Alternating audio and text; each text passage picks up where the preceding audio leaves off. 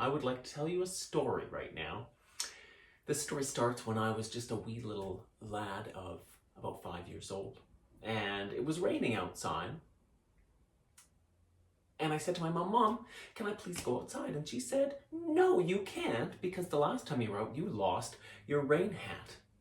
And until you find it, you can't go outside because you'll get a wet head, and you get cold, and then you'll catch a cold." Because that's what moms used to say back in the 70s when I was 5. Well, I went to my room sad and dejected, and the only thing that I had in there was this great big piece of paper. But I was a pretty clever lad, so I sat down with my paper and I began to fold it. I folded and folded, and when I was done, I had made myself a paper hat. I went to my mom and I said, Mom, look, I made this paper hat. Can I go outside and play now?"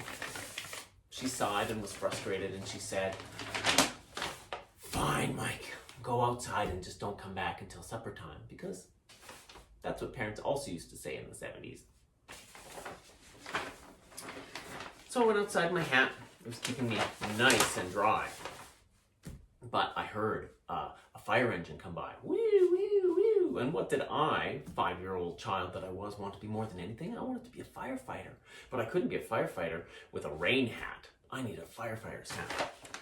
So I took my hat off and I folded it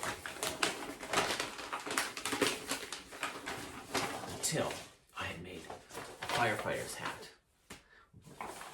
I ran after the fire engine as fast as I could, but I couldn't catch it. I was only 5 years old and I didn't have a car. Well, I was a little bit sad. Who wants to be a stupid firefighter, I thought. I'd rather be an admiral in command of an entire fleet of ships.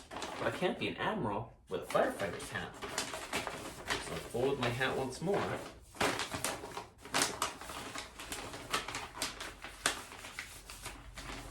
And when I was done, I had my admiral's cap. Actually, I think you wear it like this. Yeah. Now I was ready to be in command of a fleet of ships, except, wait a minute, I didn't have any ships. Oh, I was dejected and sad. Then I took off my hat and realized that if I folded it in just the right way, that I would have my very own sailing ship. I hopped in and I began to sail as the rain made the water deeper and deeper in my neighborhood. But I wasn't watching where I go, and smash into a tree I went. Oh, a big chunk of the boat ripped off and sank. Well, it was just kind of a little hole. I think I could still sail. And so off I went, sailing. I saw my friend. "Hi, Gordon," I said. "How are you doing today?" Oh, and I slammed into the side of the school. Another chunk of my boat ripped off and sank. Oh, 2 big holes. Oh, very soon my boat filled up with water and it tipped upside down and began to sink.